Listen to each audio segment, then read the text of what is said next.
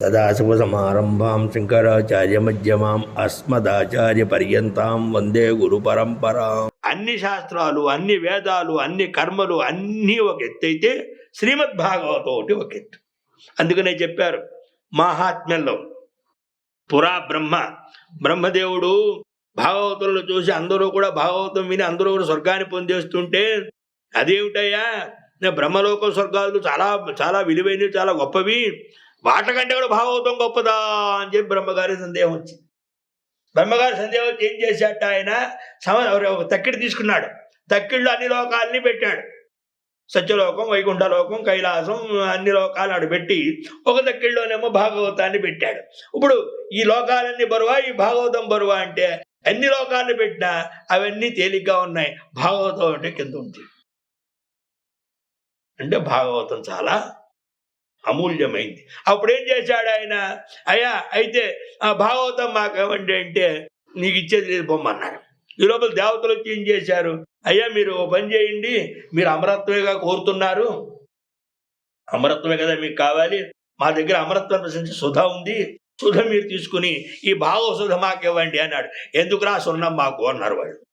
ఆ సున్నం అమృతం మాకెందుకు, ఈ అమృత పేయం అమృతమైనటువంటి ఈ సుధ మాకు కావాలి తప్ప అది మాకెందుకు, ఒకవేళ కనుక మీకు అదే గొప్పదైతే ఇది ఎందుకు అడుగుతారు అంటూ అక్కడ సమాధానం చెప్పడం జరిగింది మహాత్మ్యంలో.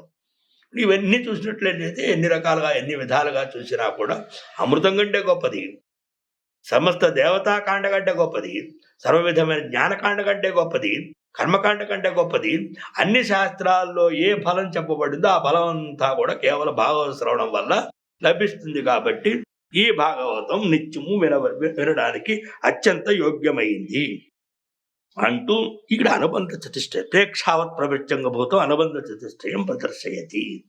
ఎప్పుడైనా సరే వినేటువంటి వాడు ప్రవృత్యంగభూతం, ఇప్పుడు ప్రవర్తించాలిగా, ఇది వినాలంటే ప్రవర్తించాలి. ప్రవర్తించడానికి కావలసినటువంటి అనుబంధ చతుష్టయం చెప్పచ్చు. ఏం చెప్పాను, అధికారి సంబంధ విషయ ప్రయోజనం. అధికారి ఎవరు, ఇక్కడ సంబంధం ఏమిటి, విషయం ఏమిటి, ప్రయోజనం ఏమిటి, ఈ రకమైనటువంటి అనుబంధ చతుష్టయాన్ని కూడా ధర్మప్రోజ్జిత కైతవోత్ర అనే శ్లోకంలో అనుబంధ చతుష్టయం కూడా ప్రదర్శించబడింది. దాన్ని చెప్పే ముందు ఇక్కడ ఏం చెప్పారు, మనకి వాస్తవమత్ర అని అత్ర పదం ఉంది భాగవతంలో, తెలుసుకోవాల్సిన వాస్తవం. ఊర్జవరుజ్యతే అత్ర, అంటే అత్ర అనే పదం అటు పూర్వపదంలోనూ ఉంది, ఉత్తర పదంలోనూ ఉంది. ఉత్తర పాదంలో ఉంది, పూర్వపాదంలో అత్ర అనే పదం ఉంది. ఈ అత్ర అనే పదం ఏం చేయాలి, 3 చోట్లకి సమన్వయం చేయాలి చెప్తాడు ఇక్కడ. అత్ర ధర్మ ఇది కర్మకాండార్థ. అత్రని శ్రీమద్ భాగవతంలో కైతవ ప్రోజ్జిత కైతవ పరమ ధర్మ అనడం వల్ల ధర్మం అంటే ఏమిటి, అథాదో ధర్మ జిజ్ఞాస. ధర్మం అంటే ఏమిటి, కర్మకాండ ప్రతిపాదితం. అంటే శ్రీమద్ భాగవతంలో కర్మకాండ చెప్పబడుతోంది.